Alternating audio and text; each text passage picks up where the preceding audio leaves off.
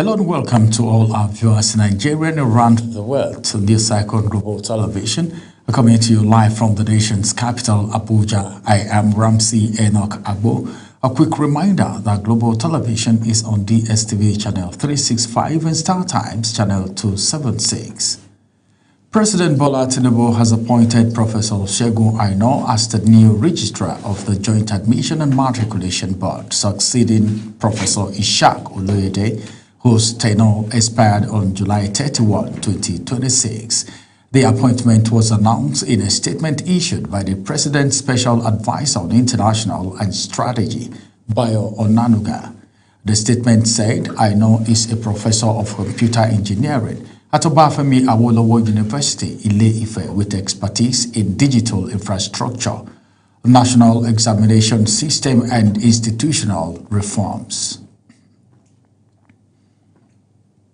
Aspirants of the platform of the Nigerian Democratic Congress (NDC) have called on the party leadership to ensure fairness, transparency, and credibility in the screening of candidates seeking senatorial and House of Assembly tickets ahead of the 2027 general election. The applicants made the call at the screening exercise, which took place in Abuja. Global Television political correspondent Ubong Usoro reports. The screening of aspirants is part of the internal democratic process mandated by the newly amended Electoral Act, aimed at strengthening transparency and accountability within political parties. Speaking shortly after his screening, Senator Victor Ume urged the party's leadership to remain fair and unbiased throughout the process, stressing that credibility would strengthen confidence among party members. So the screening went well, and I believe that the people who have gathered here to be screened are here with a desire to serve Nigeria. The motto of Nigeria Democratic Congress is service, and that service is service to the Nigerian people.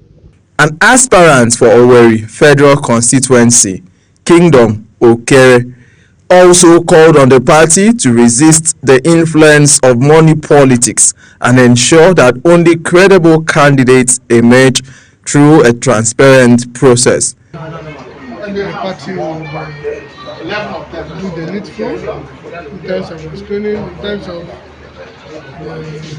guidelines, in terms of complying with constitutional provisions, the electoral act. I'm hoping that the party will come out clean, with credible candidates. On his part, Chidi Okoye, an aspirant for the Anambra Central Senatorial District, cautioned against external interference in the screening process, while commending the committee for what he described as a smooth and credible exercise. Yeah, NDC has a very bright future politically. If the integrity we see today is sustained, and we all have to join hands to build a party. It's a new party, and it needs committed members, especially members with capacity and passion, like myself. So it's part of the reason why I'm even aspiring, so that we'll have people who represent their constituency, their constituents, in a different way that is not common in other political parties. The screening exercise is expected to continue in the coming days as the party intensifies preparations for the 2027 elections. Ubong Usoro, Global TV News. The Independent National Electoral Commission (INEC) has directed security agencies to arrest and prosecute anyone involved in vote buying or vote trading ahead of the June 20th Ekiti governorship election.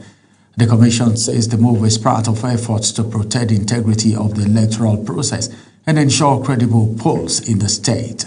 Aniete Patrick reports. Speaking during the presentation of the voters register to political parties in Ekiti State, INEC Chairman Professor Josh Amopito warned that vote buying remains one of the biggest threats to Nigeria's democracy. He described the practice as a criminal offense under the Electoral Act, stressing that it undermines free and fair elections. Amopiton called on political parties to desist from any form of vote trading, insisting that electoral credibility must be collectively protected. Now, this moment signifies a crucial step in reinforcing the integrity, the transparency, and credibility of our electoral process. The voters' register is the foundation upon which free, fair, and credible elections are built.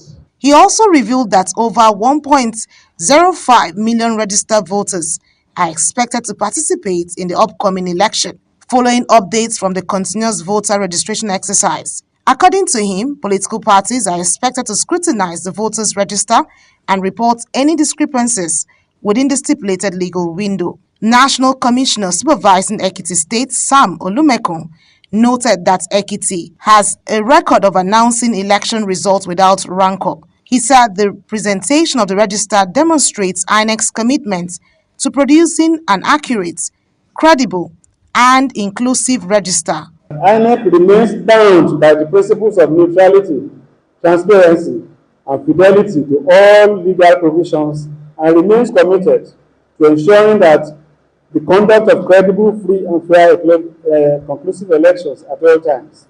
Resident Electoral Commissioner for Ekiti State, Bumi Omosheyin-Demi, said the state was fully ready for the election and reiterated its pledge to uphold neutrality, transparency, and adherence to legal provision in delivering a credible, free, and fair poll. It's another major milestone in the electoral process. This exercise is in line with the provisions of the Electoral Act and the Commission's timetable and the schedule of activities. He also disclosed that a peace accord will be signed by political parties as part of efforts to guarantee a violence-free election in Ekiti State. Aniete Patrick, Global TV News. The Nigerian Navy says sustained operations across the nation's waterways have drastically reduced partly crude oil theft and other maritime crimes in the Gulf of Guinea. The Chief of Police and Plans, Rear Admiral Olatunde Olujude, stated this while bringing journalists ahead of activities marking the 7th anniversary of the Nigerian Navy. Kikelomo Okere has details.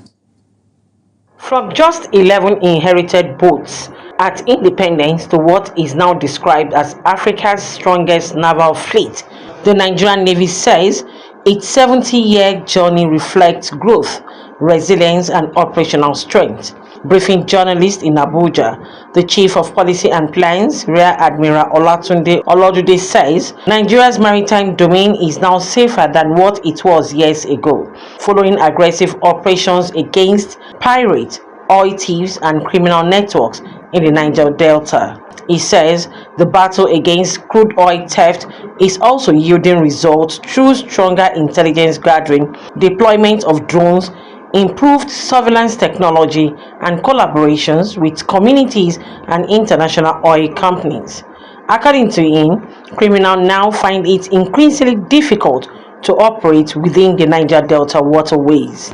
Because these pipelines crisscross across the Niger Delta, it is important that within the community, ownership is taken and you have the IOCs resolving matters amicably within the community. So I've placed it within community relationship with the IOCs.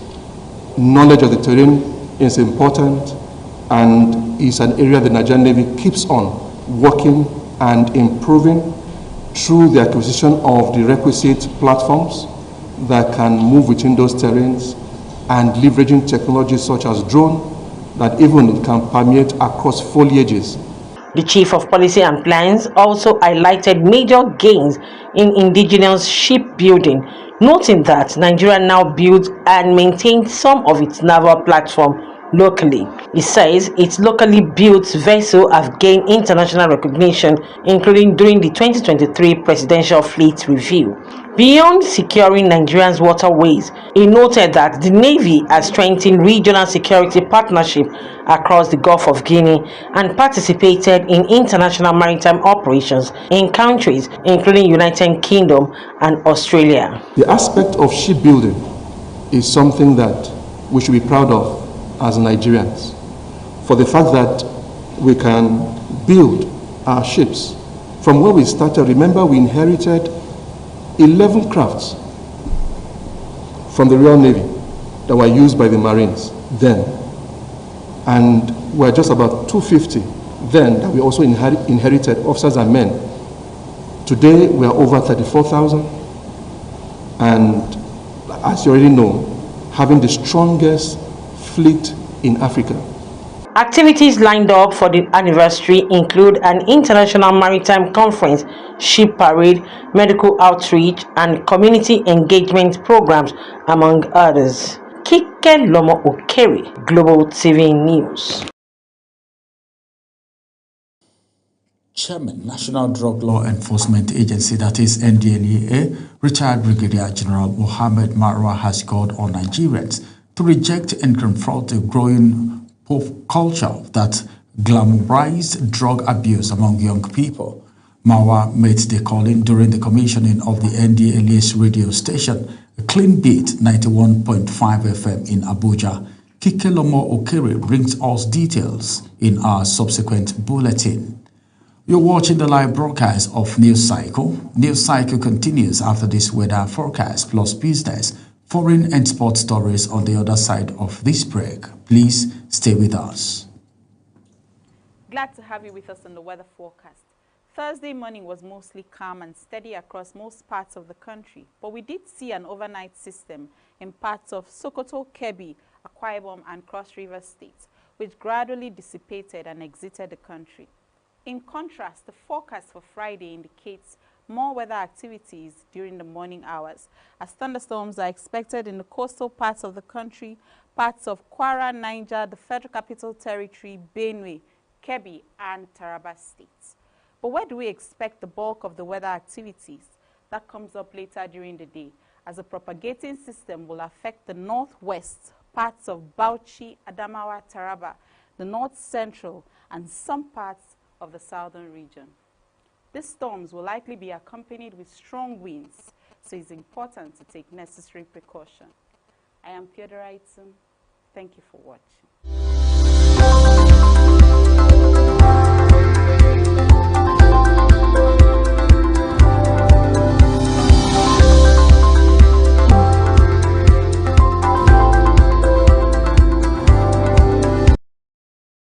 Welcome back from that break. Let's take you to the world of business. The Central Bank of Nigeria has conducted its Treasury Bills primary market auction, allotting a combined 829.32 billion naira across the three tenors, with the bulk of allotment concentrated on the one-year paper. Auction results showed that total subscription climbed to approximately 1.99 trillion naira, far exceeding the 650 billion naira offered across the 91 days, 182 days, and 364-day tenor. The underscore sustained liquidity conditions and continued appetite for long-date government securities.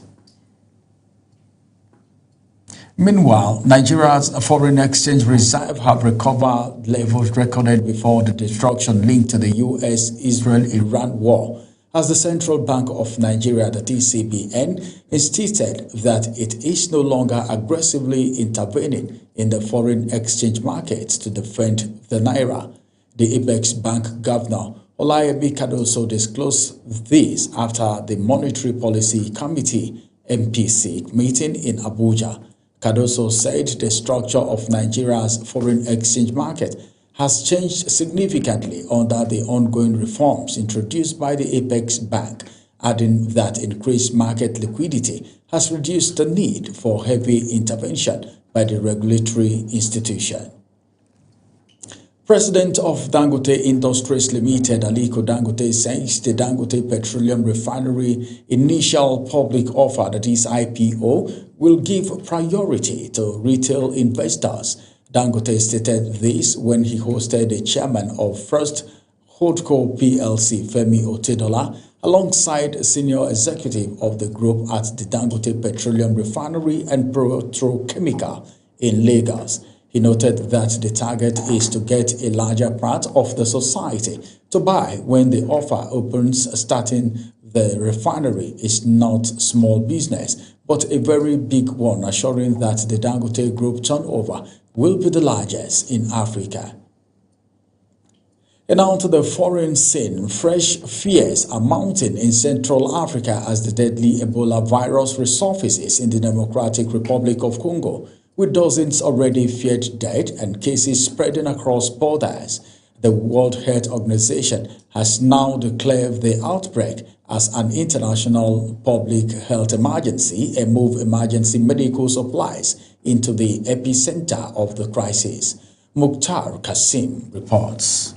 The WHO stated that it is ramping up emergency response efforts in the Democratic Republic of Congo following a deadly Ebola outbreak centered in the eastern city of Bunia. A WHO chartered aircraft carrying protective equipment and medical supplies has been dispatched to the region as health workers race to contain the spread of the highly contagious virus. We are loading our Dash 8 Q400 donated by MONUSCO. So we have a free flight and we're sending 6,000 kg or 6 tons of cargo from JKIA, where I'm standing right now, in Nairobi, Kenya, to Bunia Airport in the Democratic Republic of Congo. We're sending tents, which will be used to set up temporary treatment centers. We're sending body bags, which will support safe and dignified burials to help people that have lost their loved ones be able to safely bury them in a dignified way. We're also sending respirators that's going to help support the treatment of people. We're sending transport carriers which will help us with transportation of biological samples to help with diagnostics of this disease. The World Health Organization also noted that the current outbreak linked to the rare Budingboyo strain of Ebola poses a high regional risk, although the global threat level remains low. Officials say the strain has no approved vaccine or specific treatment, making contact tracing, isolation, and protective measures critical to containing transmission. Current Ebola outbreak in the DRC is quite bad. It's very grave. It's grave. WHO is ramping up with support of all humanitarian partners, and we need all the support that we can get. On the supply side, we will be sending out an appeal in the next day or two.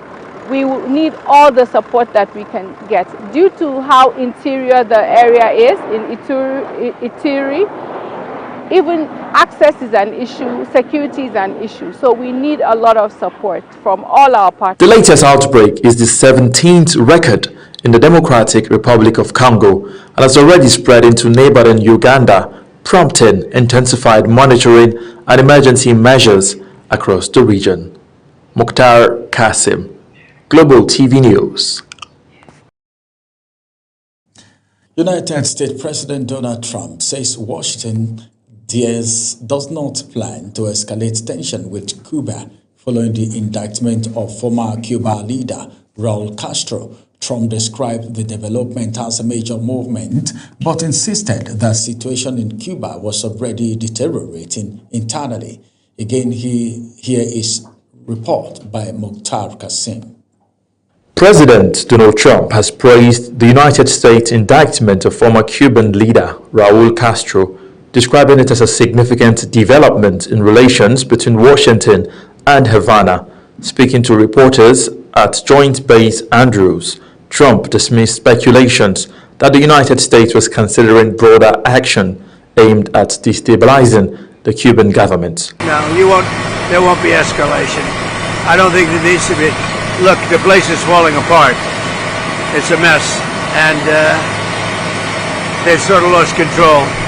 They've really lost control of Cuba. Trump says there is no need for escalation, arguing that Cuba is already facing deep internal difficulties and weakening state control.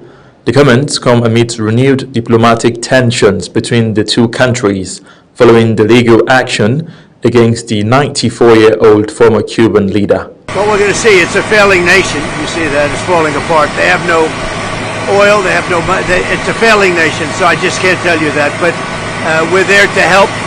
We're there to help the families, the people.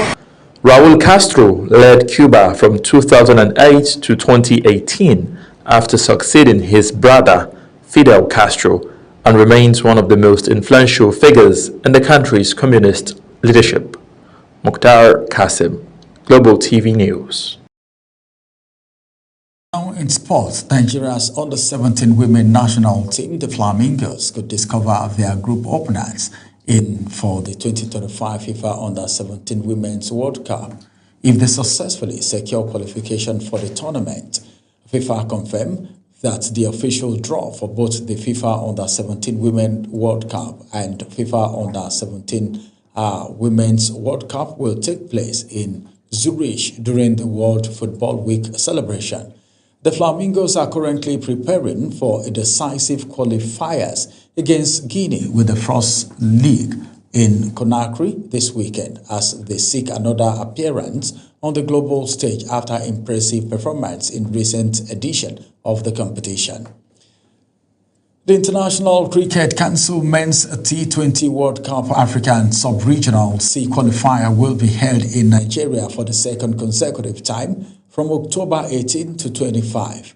The Council announced the order of qualifying in Africa on Wednesday in a statement obtained by our correspondent. Nigeria last hosted the Sub-Regional C qualifier in 2024 and won the title in Abuja with a game to spare before being denied a place at the 2026 T20 World Cup during the regional final. Ladan Bosco has declared interest in becoming head of Nigeria's under-23 men's national team as the Nigerian Football Federation continues consultation over the vacant position. Former international Samson Siasia and Daniel Amokachi are also reportedly in contention for the role. Boso, who previously handled the Nigerian national under-20 football team, confirmed his interest in the position, saying it is its time and is ready for the challenge if given the opportunity. And that's it on News Cycle. A quick reminder that Global TV is on DSTV channel 365 and Star Times channel 276. Kindly follow us across all social media platforms now showing on your screen using @Global TV NG. I am Ramsey Enoch Agbo. Thanks for watching.